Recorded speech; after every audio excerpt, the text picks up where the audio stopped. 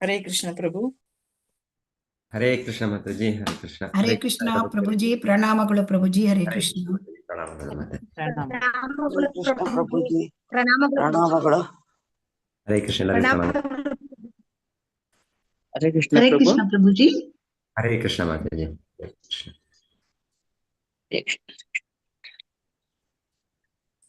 ಓಂ ನಮೋ ಭಗವತೆ ವಾಸುದೇವಾಯ. ಓಂ ನಮೋ ಭಗವತೆ ವಾಸುದೇವಾಯ. ಓಂ ನಮೋ ಭಗವತೆ ವಾಸುದೇವಾಯ. ಓಂ ನಮೋ ಭಗವತೆ ವಾಸುದೇವಾಯ. ಓಂ ನಮೋ ಭಗವತೆ ವಾಸುದೇವಾಯ. ಓಂ ನಮೋ ಭಗವತೆ ವಾಸುದೇವಾಯ. ನಾರಾಯಣಂ ನಮಸ್ಕೃತ್ಯ ನಾರಾಯಣಂ ನಮಸ್ಕೃತ್ಯ ನರಂ ಚೈವ ನರೋತ್ತಮಂ ನರಂ ಚೈವ ನರೋತ್ತಮಂ ದೇವೀಂ ಸರಸ್ವತೀಂ ವ್ಯಾಸಂ ದೇವೀಂ ಸರಸ್ವತೀಂ ತಥೋ ಜಯಮುದೀರಯೇತ್ ತತೋ ಜಯಮುದೀರಯೇತ್. ನಷ್ಟಪ್ರಾಯೇಷು ಅಭದ್ರೇಷು ನಷ್ಟಪ್ರಾಯೇಷು ನಿತ್ಯಂ ಭಾಗವತ ಸೇವಯಾ ನಿತ್ಯಂ ಭಾಗವತ ಸೇವಯಾ ಅತಿ ಉತ್ತಮ ಶ್ಲೋಕೆ ಭಗವತಿ ಭವತಿ ನೈಷ್ಟಿಕಿ. ಭಕ್ತಿರ್ಭವತಿ ಶ್ರೀಮದ್ ಭಾಗವತ 4ನೇ ಸ್ಕಂದ ಅಧ್ಯಾಯ 9 ಶ್ಲೋಕ 58, 59. ಧ್ರುವಾಯ ಪಥಿ ದೃಷ್ಟಾಯ ಧ್ರುವಾಯ ಪತಿ ದೃಷ್ಟಾಯ ತತ್ರ ತತ್ರ ಪುರಸ್ತ್ರಿಯಃ ತತ್ರ ತತ್ರ ಪುರಸ್ತ್ರಿಯಃ ಸಿದ್ಧಾರ್ಥಾಕ್ಷತ ದದ್ಯಂಭೂ ಸಿದ್ಧಾರ್ಥಾರ್ಥೋ ಧ್ರುವ ಪುಷ್ಪಫಲಾನಿ ಚ ದೂರ್ವಾ ಪುಷ್ಪಫಲಾನಿ ಚ ಉಪಜಹ್ರು ಪ್ರಯುಂಜನ ಉಪಜಹ್ರುಪಾನ ವಾತ್ಸಲ್ಯಾದ್ ಆಶಿಷ ಸತೀಃ ವಾತ್ಸಲ್ಯಾದಾಶಿಷತಿ ಶೃಣ್ವಂಸ್ತದ್ವಲ್ಗು ಗೀತಾನಿ ಶೃಣ್ವಂತದ್ವಲ್ಗು ಗೀತಾನಿ ಭವಿಷ್ಯದ್ಭವನಂ ಪಿತುಃ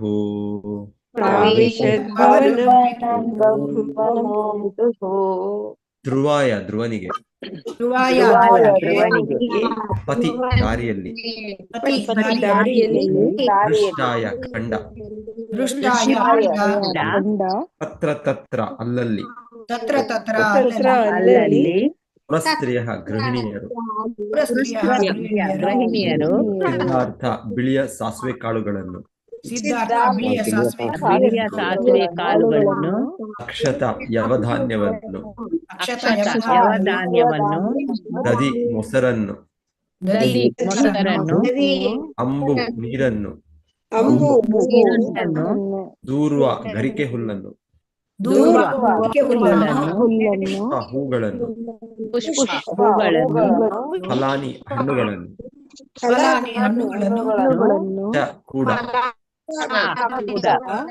ಉಪಜಹರು ಸುರಿಸಿದರು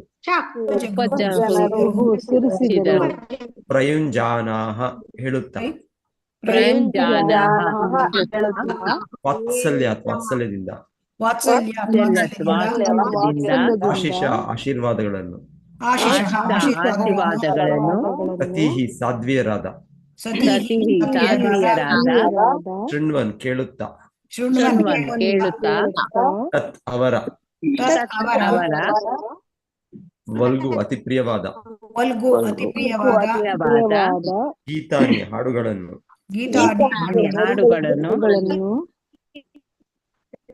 ಪ್ರವೇಶಿಸಿದನು. ಭವನಂ ಅರಮನೆಯನ್ನು ಪಿತುಹು ಅವನ ತಂದೆಯ ಧ್ರುವ ಮಹಾರಾಜನು ಬೀದಿಯಲ್ಲಿ ಹೋಗುತ್ತಿದ್ದಂತೆ ಸುತ್ತಮುತ್ತಲಿಂದ ಬಂದ ಪುರಸ್ತ್ರೀಯರು ಅವನನ್ನು ನೋಡಲು ನೆರೆದಿದ್ದರು. ಮಾತೃ ವಾತ್ಸಲ್ಯದಿಂದ ಅವರು ಬಿಳಿ ಸಾಸುವೆ, ಅಕ್ಷತೆ, ಮೊಸರು, ನೀರು, ಗರಿಕೆ ಹುಲ್ಲು, ಹಣ್ಣು, ಹೂಗಳಿಂದ ಅವನಿಗೆ ಮಂಗಳ ಆಶೀರ್ವಾದ ಮಾಡಿದರು. ಧ್ರುವ ಮಹಾರಾಜನು ಸ್ತ್ರೀಯರ ವಿಪಾದ ಗಾನವನ್ನು ಕೇಳುತ್ತಾ ತಂದೆಯ ಅರಮನೆಯನ್ನು ಪ್ರವೇಶಿಸಿದನು. ಧ್ರುವ ಮಹಾರಾಜನು ಧ್ರುವ ಮಹಾರಾಜನು ಮಹಾರಾಜನು ಬೀದಿಯಲ್ಲಿ ಹೋಗುತ್ತಿದ್ದಂತೆ ಬೀದಿಯಲ್ಲಿ ಹೋಗುತ್ತಿದ್ದಂತೆ ಸುತ್ತಮುತ್ತಲಿಂದ ಬಂದ ಪುರಸ್ತ್ರೀಯರು ಸುತ್ತಮುತ್ತಲಿಂದ ಬಂದ ಪುರಸ್ತ್ರೀಯರು ಅವನನ್ನು ನೋಡಲು ನೆರೆದಿದ್ದರು. ಅವನನ್ನು ನೋಡಲು ನೆರೆದಿದ್ದರು. ಮಾತೃವಾತ್ಸಲ್ಯದಿಂದ ಅವರು ಮಾತೃವಾತ್ಸಲ್ಯದಿಂದ ಅವರು ಬಿಳಿ ಸಾಸುವೆ, ಬಿಳಿ ಬಿಳಿ ಸಾಸುವೆ, ಸಾಸುವೆ, ಅಕ್ಷತೆ, ಅಕ್ಷತೆ, ಮೊಸರು, ಮೊಸರು, ನೀರು, ನೀರು, ಗರಿಕೆ ಹುಲ್ಲು, ಗರಿಕೆ ಹುಲ್ಲು, ಹಣ್ಣು ಹೂಗಳಿಂದ ಹಣ್ಣುಗಳಿಂದ ಅವನಿಗೆ ಮಂಗಳಾಶೀರ್ವಾದ ಮಾಡಿದರು. ಅವನಿಗೆ ಮಂಗಳಾಶೀರ್ವಾದ ಧ್ರುವ ಮಹಾರಾಜನು ಧ್ರುವ ಮಹಾರಾಜನು ಸ್ತ್ರೀಯರ ಇಂಪಾದ ಗಾನವನ್ನು ಕೇಳುತ್ತಾ ಸ್ತ್ರೀಯರ ಇಂಪಾದ ಗಾನವನ್ನು ಕೇಳುತ್ತಾ ತಂದೆಯ ಅರಮನೆಯನ್ನು ಪ್ರವೇಶಿಸಿದನು. ತಂದೆಯ ಅರಮನೆಯನ್ನು ಪ್ರವೇಶಿಸಿದನು. ಮಹಾಮಣಿ ವ್ರಾತಮಯೇ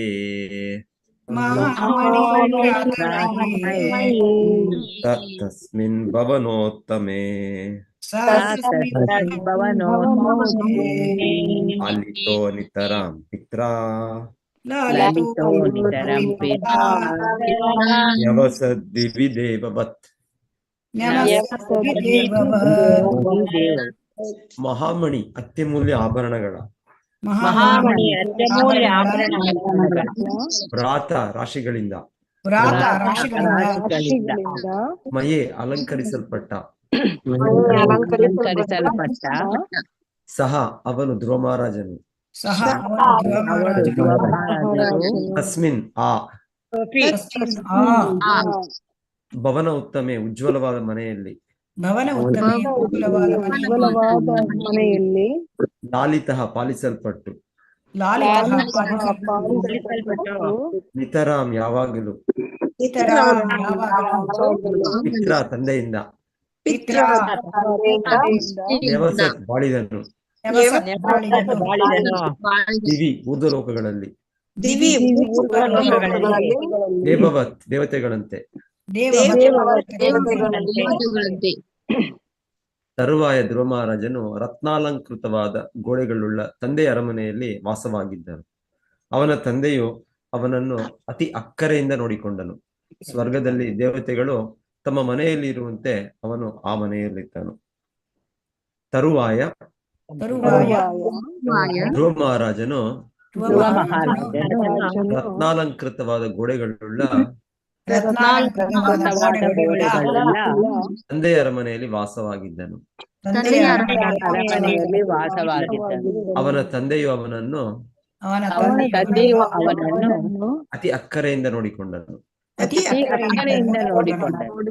ಸ್ವರ್ಗದಲ್ಲಿ ದೇವತೆಗಳು ತಮ್ಮ ಮನೆಯಲ್ಲಿ ಇರುವಂತೆ ಅವನು ಆ ಮನೆಯಲ್ಲಿದ್ದನು. ಪಯಫೇನ ನಿಭಾಷಯ್ಯ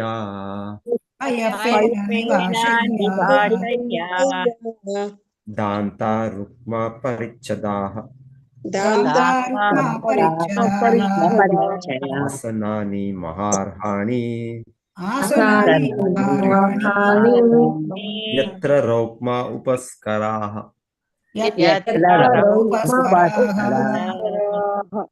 ಪಯಃ ಹಾಲಿನ, ಪೇನ ನೊರೆಯ, ನಿರ್ಭಾ ಹಾಗೆ, ಶಯ್ಯಾಹ ಹಾಸಿಗೆ,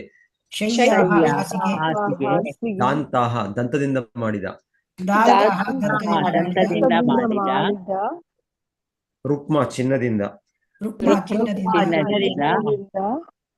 ಪರಿಚ್ಛದಾಹ ಅಲಂಕರಿಸಲ್ಪಟ್ಟ, ಆಸನಾನಿ ಆಸನಗಳು, ಮಹಾಹರ್ಹಾಣಿ ಅನರ್ಘ್ಯವಾದ, ಯತ್ರ ಎಲ್ಲಿ, ರೌಕ್ಮಾಹ ಚಿನ್ನದ, ಉಪಸ್ಕರಾಹ ಪೀಠೋಪಕರಣಗಳು. ಅರಮನೆಯ ಸುಪ್ಪತ್ತಿಗೆಗಳು ಅರಮನೆಯ ಸುಪ್ಪತ್ತಿಗೆಗಳು. ಹಾಲಿನ ಅರಮನೆಯ ನೊರೆಯಂತೆ ಸುಪ್ಪತ್ತಿಗೆಗಳು ಬೆಳ್ಳಗಿದ್ದು ತುಂಬಾ ಮೃದುವಾಗಿದ್ದವು. ಹಾಸಿಗೆಯ ಮೇಲಿನ ದಂತದ ದುಪ್ಪಟಿಗಳು ಚಿನ್ನದ ಸರಿಗೆಗಳಿಂದ ಕೂಡಿದ್ದವು. ಕುರ್ಚಿಗಳು, ಮೇಜುಗಳು ಮತ್ತಿತರ ಪೀಠೋಪಕರಣಗಳನ್ನೆಲ್ಲ ಚಿನ್ನದಿಂದ ಮಾಡಿದ್ದರು. ಅರಮನೆಯ ಸುಪ್ಪತ್ತಿಗೆಗಳು ಅರಮನೆಯ ಅರಮನೆಯ ಸುಪ್ಪತ್ತಿಗೆಗಳು ಸುಪ್ಪತ್ತಿಗೆಗಳು ಹಾಲಿನ ನೊರೆಯಂತೆ ಬೆಳ್ಳಗಿದ್ದು ಹಾಲಿನ ಹಾಲಿನ ನೊರೆಯಂತೆ ನೊರೆಯಂತೆ ಬೆಳ್ಳಗಿದ್ದು ಬೆಳ್ಳಗಿದ್ದು ತುಂಬಾ ಮೃದುವಾಗಿದ್ದವು. ತುಂಬಾ ಮೃದುವಾಗಿದ್ದವು. ಹಾಸಿಗೆಯ ಮೇಲಿನ ದಂತದ ದುಪ್ಪಟಿಗಳು ಹಾಸಿಗೆಯ ಹಾಸಿಗೆಯ ಮೇಲಿನ ದಂತದ ದುಪ್ಪಟಿಗಳು ಚಿನ್ನದ ಸರಿಗೆಗಳಂತೆ ಕೂಡಿದ್ದವು. ಚಿನ್ನದ ಚಿನ್ನದ ಸರಿಗೆಗಳಿಂದ ಕೂಡಿದವು. ಕುರ್ಚಿಗಳು, ಮೇಜುಗಳು ಕುರ್ಚಿಗಳು, ಕುರ್ಚಿಗಳು, ಮೇಜುಗಳು ಮತ್ತಿತರ ಪೀಠೋಪಕರಣಗಳನ್ನೆಲ್ಲ ಮತ್ತಿತರ ಪೀಠೋಪಕರಣಗಳನ್ನೆಲ್ಲ ಚಿನ್ನದಿಂದ ಮಾಡಿದ್ದರು. ಚಿನ್ನದಿಂದ ಮಾಡಿದರು. ಯತ್ರ ಸ್ಫಟಿಕ ಖುಡ್ಯೇಷು ಸ್ಫಟಿಕ ಕುಡ್ಯೇಷು ಮಹಾಮಾರಕಟೇಷು ಚ ಮಹಾಮಾರಕಟೇಷು ಚ ಮಣಿ ಪ್ರದೀಪ ಅಭಾಂತಿ ಮಣಿಪ್ರದೀಪ ಭಾಂತಿ ರತ್ನ ಸಂಯುತಾಃ. ಯತ್ರ ಎಲ್ಲಿ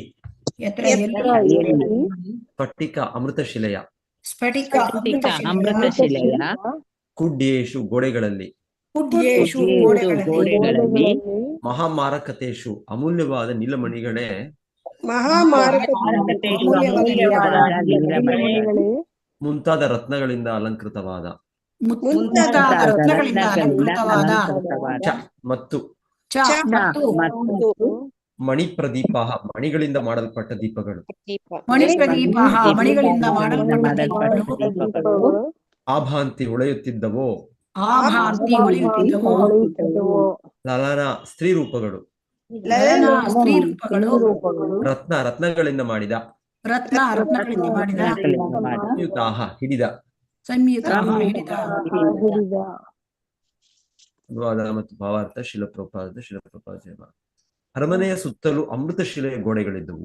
ಆ ಗೋಡೆಗಳಲ್ಲಿ ಇಂದ್ರನೀಲಮಣಿಯಂತಹ ಬೆಲೆ ಬಾಳುವ ರತ್ನಗಳಿಂದ ಕೆತ್ತಲ್ಪಟ್ಟ ಕೈಯಲ್ಲಿ ರತ್ನದೀಪಗಳನ್ನು ಹಿಡಿದು ನಿಂತಿರುವ ಸ್ತ್ರೀ ಪ್ರತಿಮೆಗಳು ಇದ್ದವು. ಅರಮನೆಯ ಸುತ್ತಲೂ ಅಮೃತಶಿಲೆಯ ಗೋಡೆಗಳಿದ್ದವು. ಶಿಲೆಯ ಗೋಡೆಗಳಿದ್ದವು. ಆ ಗೋಡೆಗಳಲ್ಲಿ ಇಂದ್ರನೀಲಮಣಿಯಂತಹ ಬೆಲೆ ಬಾಳುವ ರತ್ನಗಳಿಂದ ಕೆತ್ತಲ್ಪಟ್ಟ ಕೈಯಲ್ಲಿ ರತ್ನದೀಪಗಳನ್ನು ಹಿಡಿದು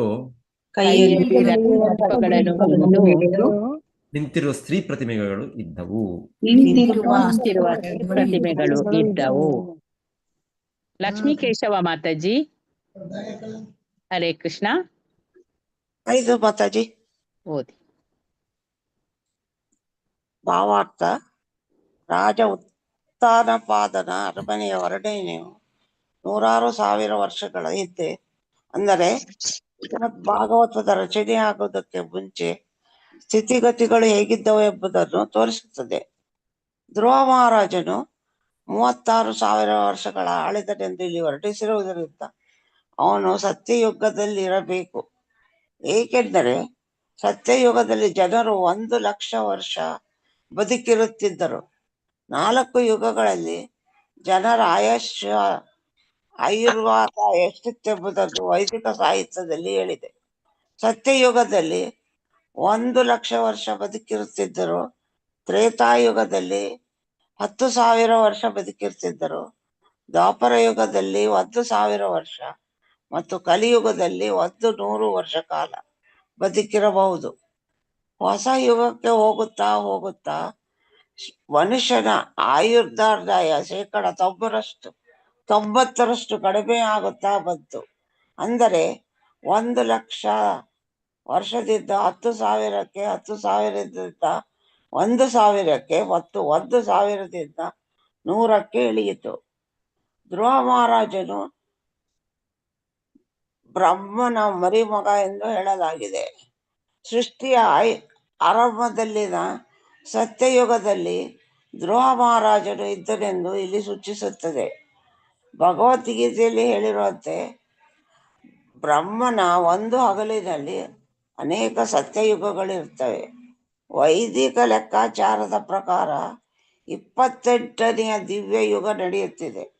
ಧ್ರುವ ಮಹಾರಾಜನು ಹಲವಾರು ಮಿಲಿಯ ವರ್ಷಗಳ ಹಿಂದೆ ಬದುಕಿದ್ದ ಎಂದು ಲೆಕ್ಕಾಚಾರ ಮಾಡಿ ಹೇಳಬಹುದು.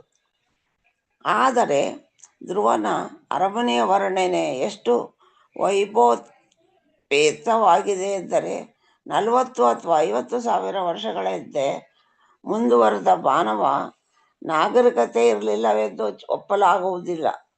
ಮಹಾರಾಜ ಉತ್ಸಾಹಪಾದನ ಅರಮನೆ ಇದ್ದ ಗೋಡೆಗಳು ಇತ್ತೀಚಿನವರೆಗೂ ಮೊಘಲರ ಕಾಲದಲ್ಲಿಯೂ ಇದ್ದವು. ದೆಹಲಿಯ ಕೆಂಪು ಕೋಟೆಯನ್ನು ನೋಡಿರುವವರು ಅಮೃತ ಶಿಲೆಯಿಂದ ಮಾಡಿದ ಅದರ ಗೋಡೆಗಳನ್ನು, ಹಿಂದೊಮ್ಮೆ ಅವುಗಳನ್ನು ರತ್ನಗಳಿಂದ ಅಲಂಕರಿಸುತ್ತಿರಬಹುದೆಂಬನ್ನು ಗಮನಿಸಿರಬೇಕು. ಬ್ರಿಟಿಷರ ಕಾಲದಲ್ಲಿ ಈ ರತ್ನಗಳನ್ನೆಲ್ಲ ಅಪಹರಿಸಿ ಬ್ರಿಟಿಷ್ ಮ್ಯೂಸಿಯಂಗೆ ಸಾಗಿಸಿದ್ದರು. ಸ್ವಲ್ಪ ಬೇಲ್ ಮಾಡಿದರು. ಹಿಂದಿನ ಕಾಲದಲ್ಲಿ ಮುತ್ತು ರತ್ನಗಳು, ಅಮೃತ ಶಿಲೆ, ದಂತ, ಚಿನ್ನ, ಬೆಳ್ಳಿಯಂಥ ನೈಸರ್ಗಿಕವಾಗಿ ದೊರಕುವ ವಸ್ತುಗಳನ್ನು ಅಲೌಕಿಕ ಸಂಪತ್ತು ಎಂದು ಭಾವಿಸಿದ್ದರು. ಭಾರಿ ಭಾರಿ ಮೋಟಾರು ಕಾರುಗಳನ್ನು ಇಟ್ಟುಕೊಳ್ಳುವುದು ಆರ್ಥಿಕ ಪ್ರಗತಿಯ ಸಂಕೇತವಾಗಿರಲಿಲ್ಲ. ಮಾನವ ನಾಗರಿಕತೆಯ ಪ್ರಗತಿ ಕೈಗಾರಿಕೋದ್ಯಮದ ಮೇಲೆ ನಿಂತಿಲ್ಲ. ಬದಲಿಗೆ ನೈಸರ್ಗಿಕ ಸಂಪತ್ತು ಮತ್ತು ನೈಸರ್ಗಿಕ ಆಹಾರಗಳನ್ನು ಪಡೆದಿರುವುದರ ಮೇಲೆ ನಿಂತಿದೆ. ಮನುಷ್ಯನ ದೇಹದಿಂದ ನಮಗೆ ಆತ್ಮ ಸಾಕ್ಷಾತ್ಕಾರಕ್ಕೂ ಜೀವನ ಸಾಫಲ್ಯಕ್ಕೂ ಇರುವ ಸಮಯ ದೊರಕಲೆಂದು ಇವೆಲ್ಲವನ್ನು ದೇವೋತ್ತಮ ಪರಪುರುಷನೇ ನಮಗೆ ಒದಗಿಸಿದ್ದಾನೆ. ಸ್ವಲ್ಪ ಬೇಲ ಮಾಡಿ ಗುರುಗಳೇ. ಧ್ರುವ ಮಹಾರಾಜನ ತಂದೆಯಾದ ಉತ್ತಮಪಾದನು ಶೀಘ್ರವೇ ತನ್ನ ಅರಮನೆಗಳ ಮೇಲಿನ ವ್ಯಾಮೋಹವನ್ನು ತೊರೆದು ಆತ್ಮ ಸಾಕ್ಷಾತ್ಕಾರಕ್ಕಾಗಿ ಕಾಡಿಗೆ ಹೋಗಿದ್ದಾನೆಂಬ ಅಂಶ ಈ ಮೇಲಿನ ಶ್ಲೋಕದಲ್ಲಿದೆ. ಆದ್ದರಿಂದ ಶ್ರೀಮದ್ ಭಾಗವತದ ವರ್ಣನೆಯಿಂದ ನಾವು ಆಧುನಿಕ ಯುಗದ ಹಾಗೂ ಇತರ ಯುಗಗಳ ಅಂದರೆ ಸತ್ಯಯುಗ, ತ್ರೇತಾಯುಗ, ದ್ವಾಪರ ಯುಗ ನಾಗರಿಕತೆಯ ಬಗ್ಗೆ ಕೂಲಂಕಷವಾದ ತೈಲನಿಕ ಅಧ್ಯಯನವನ್ನು ಮಾಡಬಹುದು. ಧನ್ಯವಾದಗಳು ಗುರುಗಳೇ. ಧನ್ಯವಾದಗಳು ಮಾತಾಜಿ. ಧನ್ಯವಾದಗಳು ಮಾತಾಜಿ. ಹರೇ ಕೃಷ್ಣ. ಧನ್ಯವಾದ ಮಾತಾಜಿ.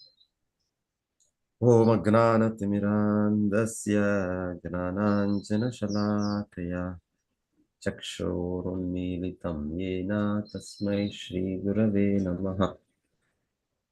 ನಮೋ ಓಂ ವಿಷ್ಣುಪಾದಾಯ ಕೃಷ್ಣಪ್ರೇಷ್ಠಾಯ ಭೂತಲೆ ಶ್ರೀಮತೆ ಭಕ್ತಿವೇದಾಂತ ಸ್ವಾಮಿನಿತಿ ನಾಮಿನೆ. ನಮಸ್ತೆ ಸಾರಸ್ವತಿ ದೇವೆ ಗೌರವಾಣಿ ಪ್ರಚಾರಿಣೆ ನಿರ್ವಿಶೇಷ ಶೂನ್ಯವಾದಿ ಪಾಶ್ಚಾತ್ಯದೇಶತಾರಿಣೆ. ಜಯ ಶ್ರೀ ಕೃಷ್ಣ ಚೈತನ್ಯ ಪ್ರಭು ನಿತ್ಯಾನಂದ ಶ್ರೀ ಅದ್ವೈತ ಗದಾಧರ ಶ್ರೀವಾಸಾದಿ ಗೌರ ಭಕ್ತ ವೃಂದ.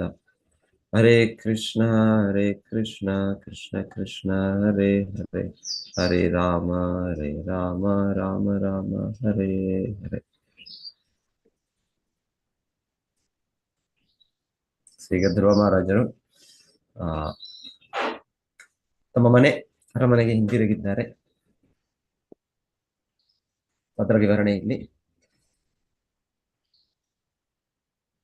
ಸೊ ಅವರ ಅರಮನೆ, ಉತ್ತನಪಾದರ ಅರಮನೆ ಇಲ್ಲಿ ವಿವರಣೆ ಹೇಳ್ತಾ ಇರೋದು ಅದರ ಕಟ್ಟಡ, ಅಲ್ಲಿರುವ ಕೊಠಡಿಗಳಲ್ಲಿರುವ ಹಾಸಿಗೆ, ಅಲ್ಲಿರುವ ಮೇಜು, ಕುರ್ಚಿ ಎಲ್ಲ ಮಹಾರಾಜರು ಅಂದ್ರೆ ಎಷ್ಟೋ ವಿಸ್ತಾರದ ಪ್ರದೇಶ, ಮತ್ತೆ ಹಾಗೆ ಮುಂದುವರಿಯುತ್ತೆ. ನೆಕ್ಸ್ಟ್ ಉದ್ಯಾನವನಗಳು ಎಲ್ಲ ಅದರ ವಿವರಣೆ ಇದೆ. ಮತ್ತೆ ಅವರ ತಂದೆ ಈ ಸಲ ಮತ್ತೆ ತನ್ನ ಮಗ ಹಿಂದಿರುಗಿ ಬಂದ್ಮೇಲೆ ಬಹಳ ಒಂದು ಜಾಗರೂಕತೆಯಿಂದ ಅವರನ್ನು ರಕ್ಷಿಸಿದ್ದು, ಅವರನ್ನು ಸಲಹಿದ್ದು ಅಂತ ಅದು ಕೂಡ ಹೇಳ್ತಾ ಇದ್ದಾರೆ. ಸೊ ಈ ವಿವರಣೆ ಶಿಲ ಪ್ರಭುಪಾದರು ನಮಗೆ ಇಲ್ಲಿ ಯಾವ ಸಮಯದಲ್ಲಿ ಇದರ ಒಂದು ವಿವರಣೆ, ಈ ಒಂದು ಅರಮನೆಯ ವಿವರಣೆಯಲ್ಲಿ ಹೇಳ್ತಾ ಇರೋದು. ಒಂದು ಟೈಮ್ ಸ್ಕೇಲ್ ಕೊಡ್ತಾ ಇದ್ದಾರೆ. ಇನ್ನೊಂದು ವಿಷಯ ಏನಂದ್ರೆ, ಭಾಗವತದಲ್ಲಾಗ್ಬೋದು, ನಮಗೆ ವೇದ ಪುರಾಣಗಳಲ್ಲಾಗ್ಬೋದು ವಿವರಣೆಗಳಿದೆ. ವಿವರಣೆಗಳಿದ್ದು ಇದು ಈ ವರ್ಷ, ಈ ಒಂದು ಅದರ ಡೀಟೇಲ್ಗೆ ಹೋಗೋದು. ಇವಾಗ ನಾವು ಯಾವ ಇತಿಹಾಸ, ಆಧುನಿಕ ಚರಿತ್ರೆ ಅಂದ್ರೆ ಈ ವರ್ಷದಲ್ಲಾಯ್ತು, 15ನೇ ಶತಮಾನ, 18ನೇ ಶತಮಾನ ಅಲ್ಲ, ಇಲ್ಲ ಈಗಿನ ಪ್ರಪಂಚದ ಇದು ಅಂದ್ರೆ 21ನೇ ಶತಮಾನದಲ್ಲಿ ಹೋದ ವರ್ಷ ಈ ದಿವಸ ಆಯ್ತು. ಈ ರೀತಿ ನಾವು ದಿನದ ಕ್ರಮದ ಇಟ್ಕೊಳ್ತೇವೆ. ಆದ್ರೆ ಎಷ್ಟು ವರ್ಷಗಳದ್ದು ಇಟ್ಕೊಡೋಗುತ್ತೆ ಇತಿಹಾಸ, ಚರಿತ್ರೆ. ನಮಗೆ ವೈದಿಕ ಇತಿಹಾಸದಲ್ಲಿ ಚರಿತ್ರೆ ಈ ತರ ತುಂಬಾ ವಿಸ್ತಾರವಾಗಿ ಇರ್ಬೋದು. ಆ ಸಮಯಕ್ಕೆ ಸ್ವಲ್ಪ ಇರ್ಬೋದು, ಆದ್ರೆ ಹೇಳೋದು ಇದು ಅದರ ಅಷ್ಟು ಡಾಕ್ಯುಮೆಂಟೇಶನ್ ಅದು ಅಗತ್ಯ.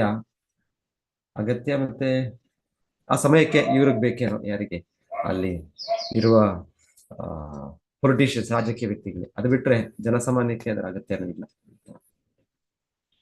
ಸೊ ಇಲ್ಲಿ ಆ ಚರಿತ್ರೆಯ ಘಟನೆಗಳು, ಅದರ ಮಹತ್ವ, ಅದರಿಂದ ನಾವು ಕಲಿಯಬೇಕಾದ ಪಾಠ, ಅದು ನಮಗೆ ತಿಳಿಸ್ತಾರೆ ಅದನ್ನ.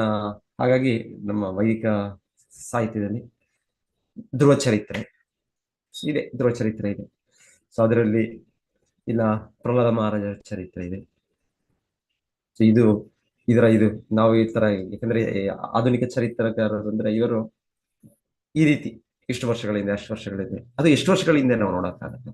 ನಾವು ನೋಡಕ್ಕಾಗೋದು ನಮ್ಮ ಒಂದು ಅನುಭವದಲ್ಲಿ 20 ವರ್ಷ, 50 ವರ್ಷ, ನಾವು 100 ವರ್ಷ ಇರ್ತೇವೆ ಅಷ್ಟೇ. ಸೊ ನಮ್ಮ ಜೀವಾವಧಿನೇ 100 ವರ್ಷ ಇದೆ.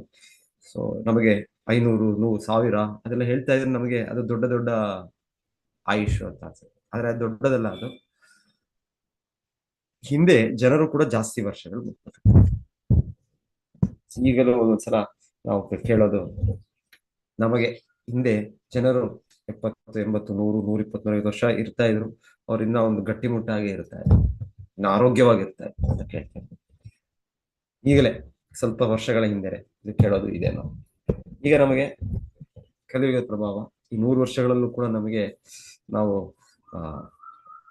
1000 ಸಲ ಆಸ್ಪತ್ರೆಗೆ ಹೋಗ್ಬೇಕು. ಮತ್ತೆ ಆ ರೀತಿಯ ಒಂದು ಇನ್ನ ಆರೋಗ್ಯವನ್ನ ಏನೇನೋ ಮಾಡೋದಕ್ಕೆ, ಸರಿಯಾಗಿ ಇಟ್ಕೊಳ್ಳೋಕೆ ಏನೋ ಮಾಡ್ಬೇಕು ನಾವು, ಆದ್ರೂ ಕೂಡ ಇಲ್ಲ. ಪರಿಸರ ಮಾಲಿನ್ಯ, ಆ ಒಂದು ಆಹಾರಗಳು, ಇಲ್ಲಿ ಹೇಳೋದು ಎಷ್ಟೋ ಆಹಾರಗಳು, ಎಷ್ಟೋ ರೋಗಗಳು ಬರ್ತಾ ಇದೆ. ಕ್ಯಾನ್ಸರ್ ಇಲ್ಲ, ನಾವಿರೋ ಒಂದು ಇದು ಕೂಡ ಇಲ್ಲ, BP, ಶುಗರ್ ಎಲ್ಲ ಕೂಡ ಎಷ್ಟೊಂದೆಲ್ಲ ಇವತ್ತಿನ ನಮ್ಮ ಆಧುನಿಕ ದಿನಚರ್ಯ ಇದರಿಂದ ಈಗ ನಮ್ಮ ಆರೋಗ್ಯ ಹೆಚ್ಚಾಗ್ತಾ ಇಲ್ಲ, ಕಡಿಮೆ ಆಗ್ತಾ ಇದೆ. ಆರೋಗ್ಯ ಕಡಿಮೆ ಆಗ್ತಾ ಇದೆ, ನಮ್ಮ ಆಯುಷ್ಯ ಕಡಿಮೆ. ಸೊ ಹಿಂದೆ ಜಾಸ್ತಿ ಇರ್ತಾ ಇತ್ತು. ಸೊ ಸತ್ಯಯುಗ ಇಲ್ಲಿ ಹೇಳೋ ವಿವರಣೆ, ಧ್ರುವ ಮಹಾರಾಜರದು 36,000 ವರ್ಷ ಅಂತ ಹೇಳಿರೋದ್ರಿಂದ ಶಿಲ ಪ್ರಭುಪಾದರು ಹೇಳ್ತಾ ಇರೋದು ಅದು ಸತ್ಯಯುಗ. ಇಲ್ಲಾಂದ್ರೆ ಭೂಲೋಕದಲ್ಲಿ ಅಷ್ಟು ವರ್ಷಗಳ ಸಮಯ ಆಗೋದಿಲ್ಲ, ಸಾಮಾನ್ಯ ವ್ಯಕ್ತಿಗೆ ಇರ್ಲಿಕ್ಕೆ ಆಗೋದಿಲ್ಲ. ಸೊ ಕೆಲವು ಚಿರಂಜೀವಿಗಳು ಇರ್ಬೋದು, ಅವ್ರು ಬಿಟ್ರೆ ಇಲ್ಲ, ಯಾರಿಗೂ ಆ ಜೀವಾವಧಿ ಇಲ್ಲ. ಸೊ ಧ್ರುವ ಮಹಾರಾಜರು ಸತ್ಯಯುಗದಲ್ಲಿದ್ದರು. ಅದು ಯಾವ ಸತ್ಯಯುಗದಲ್ಲಿದ್ದರು?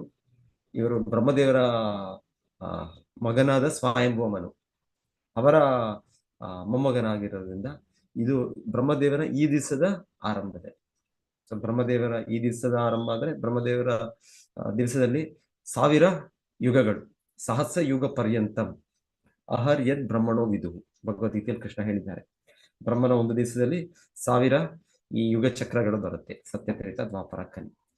ಆಗಿರುವಾಗ ಈ ಬ್ರಹ್ಮನ ಮಗನೇ ಸ್ವಯಂಭುವ ಮನು ಅಂದ್ರೆ ಮೊದಲನೇ ಮನು, ಅಂದ್ರೆ ಈ ದಿವಸದ ಆರಂಭ. ಈ ದಿವಸದಲ್ಲಿ 72 ಒಂದು ಮನು ಸಮಯದಲ್ಲಿ 72 ಯುಗ ಚಕ್ರ ಆಗುತ್ತೆ. ಸೊ ಇವತ್ತು 7ನೇ ಮನು. ಸೊ 7ನೇ ಮನುವಿನ 28ನೇ ಮಹಾಯುಗ. ಸೊ 6 ಯುಗ ಚಕ್ರಗಳಾಗಿದೆ. ಆಲ್ಮೋಸ್ಟ್ ಬ್ರಹ್ಮನ ಅರ್ಧ ದಿವಸ ಆಗಿದೆ. ಸೊ ಆಗಿರೋದ್ರಿಂದ ಇದು 8.6 ಬಿಲಿಯನ್ ಇಯರ್ಸ್ ಒಂದು ದಿವಸ ಬ್ರಹ್ಮನ ಇದು ಅಂತ ಹೇಳ್ತಾರೆ. ಅದರಲ್ಲಿ ಅರ್ಧ ಅಂದ್ರೆ 4.3 ಬಿಲಿಯನ್ ಇಯರ್ಸ್.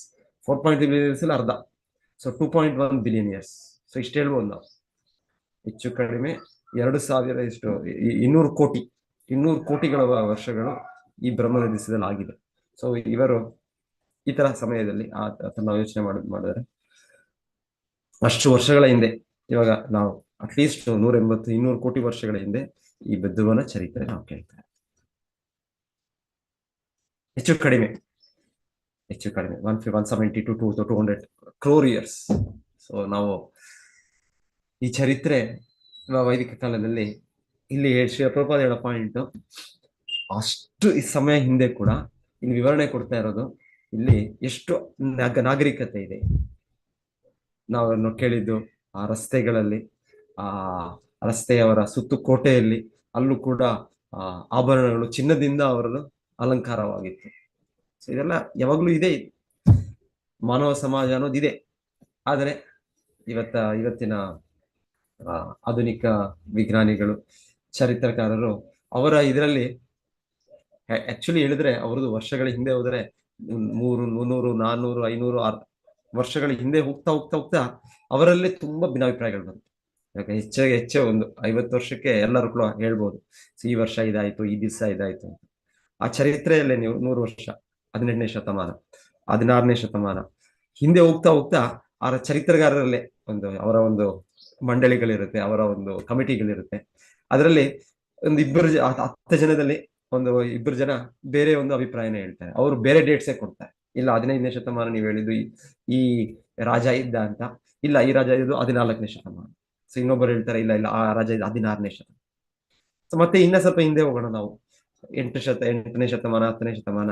ಆಗ ಅವರ ಒಂದು ಮಂಡಳಿಗಳಲ್ಲೇ ಯಾರು ಆಧುನಿಕ ಯಾರು ಹಿಸ್ಟಾರಿಯನ್ಸ್, ಸೈಂಟಿಸ್ಟ್ ಇದ್ದಾರೆ, ಅವ್ರದಲ್ಲಿ 10 ಜನದಲ್ಲಿ 4 ಜನ ಒಂದ್ ರೀತಿ ಹೇಳ್ತಾರೆ, ಇನ್ನೊಂದು 2 ಜನ ಇನ್ನೊಂದ್ ರೀತಿ ಹೇಳ್ತಾರೆ, ಇಬ್ಬರು ಇನ್ನೊಂದ್ ರೀತಿ ಹೇಳ್ತಾರೆ, ಇನ್ನೊಬ್ರು ಇನ್ನೊಂದು.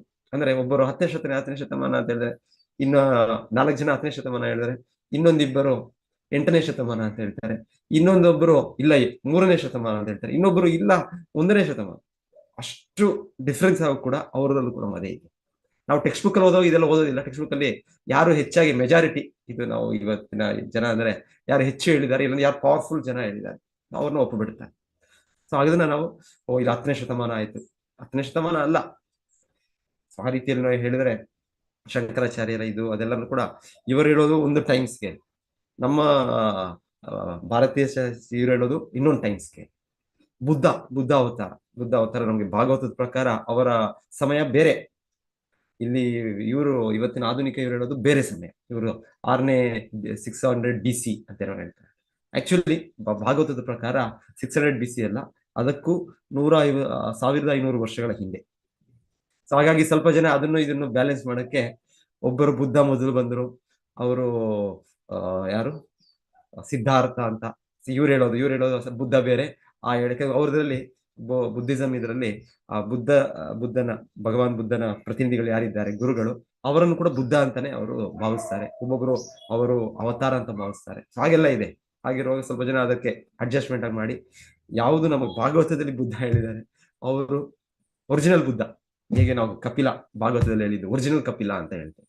ಇವತ್ತಿನ ಇನ್ನು ಸ್ವಲ್ಪ ಜನ ಮಾಯಾವಾದಿಗಳು ಇನ್ನೊಂದು ನಾಸ್ತಿಕ ಕಪಿಲನ್ನು ಸೃಷ್ಟಿ ಮಾಡಿದ್ದಾರೆ. ಆ ರೀತಿ ಸ್ವಲ್ಪ ಜನ ಅದು ಕೂಡ ಹೇಳ್ತಾರೆ. ಸೊ ಏನಿವೆ, ಒರಿಜಿನಲ್ ಬುದ್ಧ ಒಬ್ರಿದ್ರು, ಮತ್ತೆ ಇವ್ರು ಹೇಳ್ತಾ ಇರೋ ಬುದ್ಧ ಬೇರೆ. ಸೊ ಈ ತರ ಎಲ್ಲ ಇದೆ. ಬಹಳ ಅಭಿಪ್ರಾಯಗಳು, ಒಂದೇ ಅಭಿಪ್ರಾಯ ಇಲ್ಲ, ತುಂಬಾ ಅಭಿಪ್ರಾಯ. ಯಾಕೆ ಅಂದ್ರೆ ಅವರ ಜ್ಞಾನ ಗ್ರಹಣೆ, ಅವ್ರದ್ದು ಆರೋಹ ಪಂಥ, ತಮ್ಮ ಇಂದ್ರಿಯಗಳಿಂದ ಪಡೆಯುವ ಜ್ಞಾನ.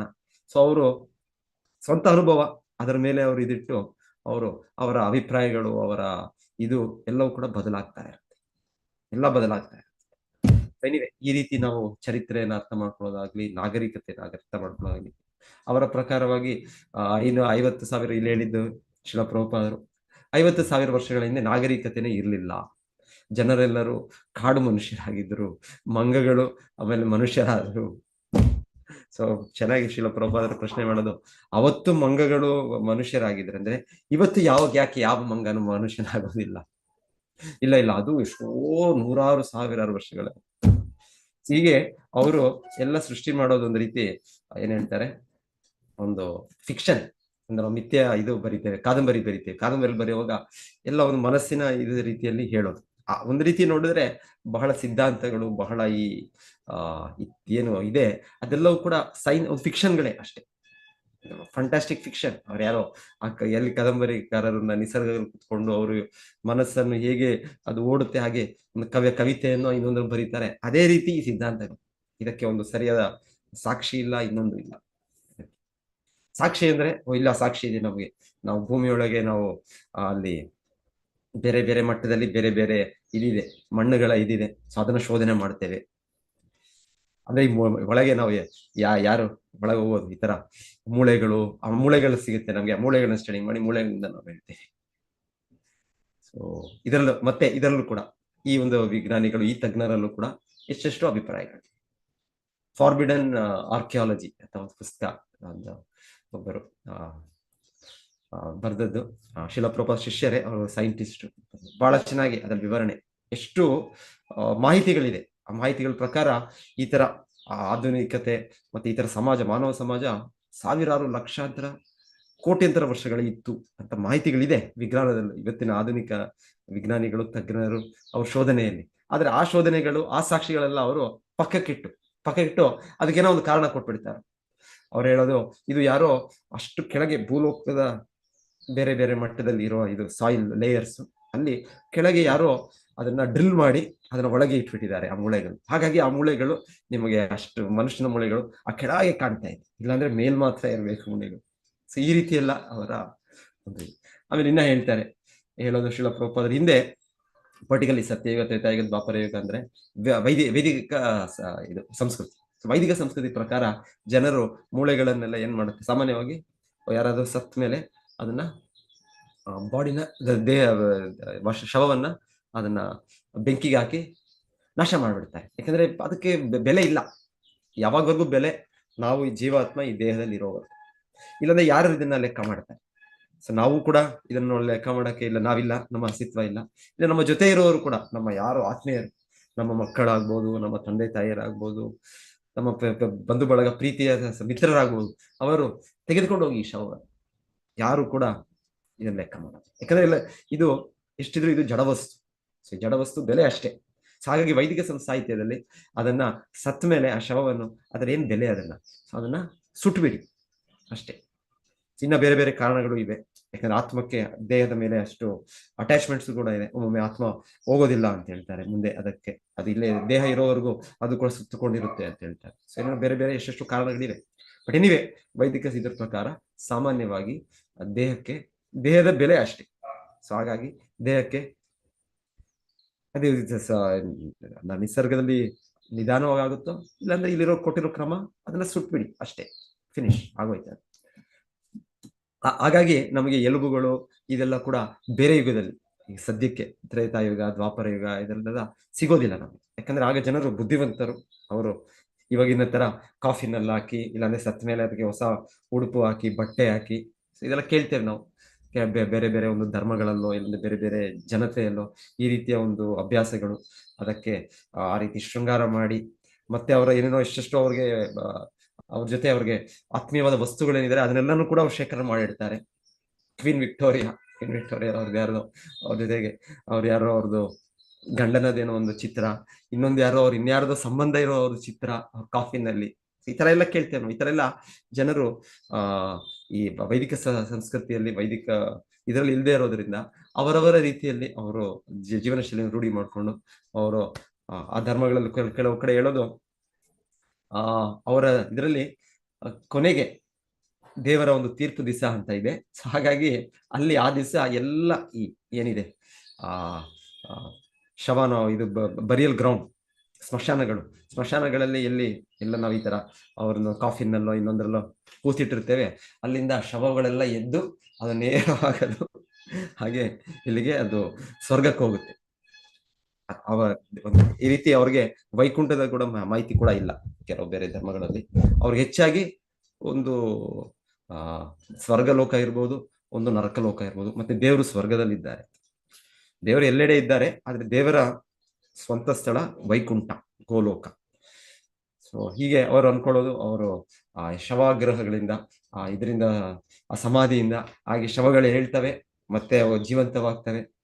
ಎಲ್ಲಿ ಜೀವಂತ ಸೊ ಇದೆಲ್ಲ ವೈಜ್ಞಾನಿಕ ಅಲ್ಲ, ಇದೆಲ್ಲ ಒಂದು ರೀತಿ ಒಂದು, ಹಾಗಾಗಿ ಹೇಳ್ತಾರೆ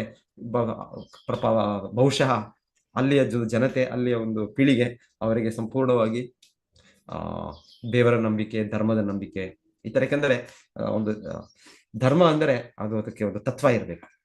religion without philosophy is a sentiment. Srila ಪ್ರಭುಪಾದರು ಅವ್ರ ಗುರುಗಳು ಹೇಳ್ತಾ ಇದ್ದು, ಒಂದು ಧರ್ಮ ಅಂದ್ರೆ ಅದಕ್ಕೆ ಒಂದು ಸರಿಯಾದ ತತ್ವ ಇರಬೇಕು, ಅದಕ್ಕೆ ಒಂದು ಸರಿಯಾದ ಒಂದು ಜ್ಞಾನ ಇರಬೇಕು, ಆತ್ಮದ ಜ್ಞಾನ, ಈ ದೇಹದ ಬೆಲೆ, ಇದೆಲ್ಲ ಕರೆಕ್ಟ್ ಆಗಿದ್ರೆ ಮತ್ತೆ ಅವರ ಆಚರಣೆಗಳು ಎಲ್ಲವೂ ಕೂಡ ವೈಜ್ಞಾನಿಕವಾಗಿರುತ್ತೆ.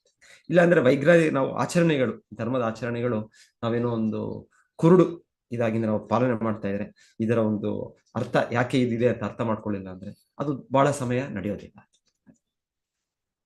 ಸೊ ಎನಿವೆ, ಆದ್ರೆ ಇಲ್ಲಿ ನಮಗೆ ವಿವರಣೆ ಭಾಗವತದಲ್ಲಿ ಕೊಡ್ತಾ ಇರೋ ಹಾಗೆ ಧ್ರುವ ಮಹಾರಾಜರ ತಂದೆ ಉತ್ತಾನಪಾದ ಅವರ ಅಷ್ಟು ವೈಭವದಲ್ಲಿ ಅವರ ಅರಮನೆ, ಮತ್ತೆ ಶ್ರೀಲ ಪ್ರಭುಪಾದ ಹೇಳ್ತಾ ಇದ್ರೆ ಇದು ತುಂಬಾ ವರ್ಷಗಳಂತೇನೇ ಇಲ್ಲ, ಕೇವಲ 300-400 ವರ್ಷಗಳ ಹಿಂದೆ, 500 ವರ್ಷಗಳ ಹಿಂದೆ ನಾವು ನೋಡ್ಬೋದು. ಈಗಲೂ ರೆಡ್ ಫೋರ್ಟ್ ಅಂತ ಇಲ್ಲಿ ಹೋಗ್ತಾರೆ ಜನರು, ದೆಹಲಿಗೆ ಹೋಗ್ತಾರೆ, ಡೆಲ್ಲಿಗೆ, ಇಲ್ಲ ನಮ್ಮ ದಕ್ಷಿಣದಲ್ಲೂ ಎಷ್ಟೋ ನೋಡ್ತೀವಿ ನಾವು, ಎಷ್ಟೋ ಆತರ ಸಮೃದ್ಧಿ ಇರೋದು. ಇಲ್ಲಿರೋ ದೊಡ್ಡ ದೊಡ್ಡ ಶ್ರೀರಂಗ ಎಲ್ಲ ಹೋಗಿದ್ರಿ ಮಂದಿರ, ಅಲ್ಲಿ ಎಷ್ಟೋ ಜನ. ಸೊ ಅಲ್ಲಿ ಕೂಡ ಹೇಳ್ತಾರೆ ಎಷ್ಟು 160 ಎಕರೆ ಇದರಲ್ಲಿ ಆ ಕೋಟೆಗಳು, 1, 2, 3 ಅಲ್ಲಿ ರಾಜರು ಅಷ್ಟು ವೈಭವದಲ್ಲಿ ಮಾಡಿದ್ದು ಆ ಕೋಟೆಗಳಲ್ಲಿ ಅಲ್ಲೆಲ್ಲ ಇದ್ದದ್ದೆಲ್ಲ. ಸೊ ಹೀಗೆ ಅಷ್ಟು ಇದು ಇತ್ತು ಭಾರತದಲ್ಲೂ ಕೂಡ, ಇತ್ತೀಚೆಗೆ ಕೂಡ ಇತ್ತು ಬಹಳ ಆ ರೀತಿಯ ವೈಭವ, ಆ ರೀತಿಯ ಶ್ರೀಮಂತಿಕೆ. ರಾಜರು ಅದನ್ನು ತಯಾರಿ ಮಾಡ್ತಾ ಇದ್ರು. ಮತ್ತೆ ಇದೆಲ್ಲವೂ ನಿಸರ್ಗದಲ್ಲೇ ಸಿಗುವಂತಹ ಇದು ಶ್ರೀಮಂತಿಕೆ. ಸೊ ಈ ಶ್ರೀಮಂತಿಕೆ, ನಾವು ಇವತ್ತಿನ ಶ್ರೀಮಂತಿಕೆ, ಕಾರು, ಈ ದೊಡ್ಡ ಬಿಲ್ಡಿಂಗು, ಈ ಕಟ್ಟಡ, ಇದೆಲ್ಲ ನಾಗರಿಕತೆ. ಸೊ ನಾಗರಿಕತೆ ಕೂಡ ಮತ್ತೆ ಆ ವೈಭವ ಕೂಡ ಸಹಜವಾಗಿ ಪ್ರಕೃತಿಯಲ್ಲಿ ಸಿಗುವಂತದಿಂದ ಇರೋದು. ಅದು ತಗೊಳ್ಬೇಕು ಎಷ್ಟು ಸುಲಭವಾಗಿ, ಸರಳವಾಗಿ. ಮತ್ತೆ ನಮ್ಮ ಸಮಯವನ್ನು ಇಲ್ಲಿ ಹೇಳ್ತಾ ಇರೋದು, ನಾವು ಆಧ್ಯಾತ್ಮಿಕ ಪ್ರಗತಿಗೆ ನಾವು ಮುಳುಪಾಗಿರ್ಬೇಕು. ಸೊ ಇಲ್ಲ ಅಂದ್ರೆ ಈ ದೊಡ್ಡ ದೊಡ್ಡ ಈ ಕೈಗಾರಿಕೆಗಳು, ಈ ಉದ್ಯಮಿಗಳು, ಇದನ್ನೆಲ್ಲ ಆ ಶ್ರಮ ಪಟ್ಟಿದ ತಕ್ಷಣವೇ ನಮಗೆ ಮಾನವ ಜೀವನದ ಏನು ಶಕ್ತಿ ಇದೆ, ವೈಟಲ್ ಎನರ್ಜಿ, ಅದು ಇರೋದೇ ನಮಗೆ ಚಿಕ್ಕ ಸಮಯ, 100 ವರ್ಷಗಳು. ಆ ಚಿಕ್ಕ ಸಮಯದಲ್ಲೂ ಕೂಡ ನಾವು ಈ ರೀತಿ ನಾವು ಆ ಒಂದು ಭೌತಿಕ ಅಭಿವೃದ್ಧಿ ಪಡೀಲಿಕ್ಕೆ ನಾವು ಶ್ರಮ ಪಡ್ತಾ ಇದ್ರೆ, ಸೊ ಅಷ್ಟು ಗಂಟೆಗಳ ಕಾಲ ನಾವು ಅದಕ್ಕೆ ಈ ಭೌತಿಕ ಉದ್ದೇಶಗಳನ್ನು ಇಟ್ಕೊಂಡು ಮಾಡ್ತಾ ಇದ್ರೆ ನಮ್ಮ ಜೀವನ ಪರಾಭವಸ್ತಾವತ್ ಅಬೋಧ ಜಾತ ಯಾವನ್ನ ಜಿಜ್ಞಾಸದ ಆತ್ಮತತ್ವ. ಪರಾಭವ, ಸಂಪೂರ್ಣ ಜೀವನವೇ ಪರಾಭವ, ಸೋಲು. ಸೊ ಇರ್ಬೋದು ಜನತೆ ಸಮಾಜದಲ್ಲಿ, ನೀವು ದೊಡ್ಡ ವ್ಯಕ್ತಿ, ಇಷ್ಟು ಹಣವನ್ನು ಸಂಪಾದನೆ ಮಾಡಿದ್ರೆ, ಇಷ್ಟು ನಿಮ್ಮ ಮಕ್ಕಳನ್ನು ಈ ರೀತಿ ಇದು ಮಾಡಿದ್ರಿ, ಸೊ ಅವರು ಜನಸಾಮಾನ್ಯರು ನಮಗೆ ಒಂದು ಇದು ಕೊಡ್ಬೋದು. ಆದರೆ ಎಲ್ಲವೂ ಕೂಡ ಈ 20, 50 ವರ್ಷ, 100 ವರ್ಷಗಳ ಕಾಲದಲ್ಲೇ ಫಿನಿಶ್. ಮತ್ತೆ ನಾವು ಪುನರಭಿಜನನ ಸೊ ಅದಕ್ಕೆ ವೈದಿಕ ನಾಗರಿಕತೆ ಅಂದ್ರೆ ಇದು ಬೇಕಿದ್ರು ಕೂಡ ಈ ನಿಸರ್ಗದಲ್ಲೇ ಸಿಗುವ ಪದಾರ್ಥಗಳಿಂದ ನಾವು ತೃಪ್ತರಾಗಿರ್ಬೇಕು. ಇದರಿಂದಲೇ ನಾವು ನಮ್ಮ ಇದು. ಸೊ ಇಲ್ಲಿ ಹೇಳ್ತಾ ಇದ್ದಾರೆ, ಇಲ್ಲಿ ಡಿಸ್ಕ್ರಿಪ್ಷನ್ ಏನದು, ಅಮೃತ ಶಿಲೆ, ಮಾರ್ಬಲ್ ಸ್ಟೋನ್. ಹೌದು, ಇದು ನೋಡಿ ಎಷ್ಟು ವರ್ಷಗಳ ಕಾಲ ಇರುತ್ತೆ. ಈಗಿನ ಮಾಡುವ ಕಟ್ಟಡಗಳು ಅದು ಎಷ್ಟು ವರ್ಷಗಳ ಕಾಲ ಇರುತ್ತೆ, ಕಾಂಕ್ರೀಟು ಅದೆಲ್ಲ ಕೆಲವೇ ವರ್ಷಗಳು. ಇಲ್ಲ ಅಂದ್ರೆ ದೊಡ್ಡ ದೊಡ್ಡ ಬಾಂಬ್ಗಳು ಕಾಯ್ತಾ ಇದೆ, ದೊಡ್ಡ ದೊಡ್ಡ ನಮ್ಮ ಪಕ್ಕದಲ್ಲೇ ನಮ್ಮ ನೆರೆಹೊರೆ ಮಿತ್ರರು, ಶತ್ರುಗಳಿದ್ದಾರೆ. ಅವ್ರು ಬಾಂಬ್ ಹಾಕ್ಬಿಟ್ರೆ ಫಿನಿಶ್. ನಮ್ಮ ಈ ದೊಡ್ಡ ದೊಡ್ಡ ಬಿಲ್ಡಿಂಗ್, ದೊಡ್ಡ ಇದು ನೇಪಾಳಿನಲ್ಲಿ ಏನೋ ಈಗ ಹೇಳ್ತಾರೆ, ಯಾವುದೋ ಒಂದು ಹೋಟೆಲ್ ಎಲ್ಲ ಎಷ್ಟೋ $1 ಬಿಲಿಯನ್ ಕಟ್ಟಿದ್ದು ಒಂದು ಕ್ರಾಂತಿ ಆಯ್ತು ಅಲ್ಲಿ ಅವರ ಜನತೆ, ಅವರ ಯುವಕರೇ ಆ ದೊಡ್ಡ ಹೋಟೆಲ್ ಬಿಡಿ ಎಲ್ಲವನ್ನು ಕೂಡ ನಾಶ ಮಾಡ್ತಾರೆ. ಹೀಗೆ ಬೇರೆ ದೇಶದವ್ರು ಯಾಕೆ, ನಮ್ಮ ದೇಶದ ನಮ್ಮ ಜನರೇ ಅದನ್ನ ನಾಶ ಮಾಡ್ಬಿಡ್ತಾರೆ. ಸೊ ಹೀಗೆ ಇದೆಲ್ಲವೂ ಕೂಡ ನಾವು ನಮ್ಮ ಪ್ರಯತ್ನದಿಂದ, ನಮ್ಮ ಇಂದ್ರಿಯ ಸುಖಕ್ಕೆ ಉದ್ದೇಶ ಇಟ್ಕೊಂಡು ಮಾಡೋದೆಲ್ಲ ಎನಿ ಟೈಮ್ ಅದು ಅದರ ಗೋಳ ಅಷ್ಟೇ.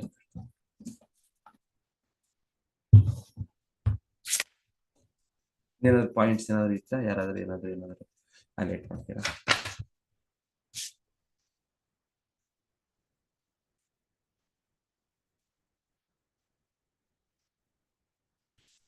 ಸೊ ಈ ತರ ಇವಾಗ ನಾವು ಕೇಳ್ತೇವೆ, ನಾವು ಆಕ್ಚುಲಿ ಬೆಟರ್ ಟೆಕ್ನಾಲಜಿ ಇದೆ ಇನ್ನ.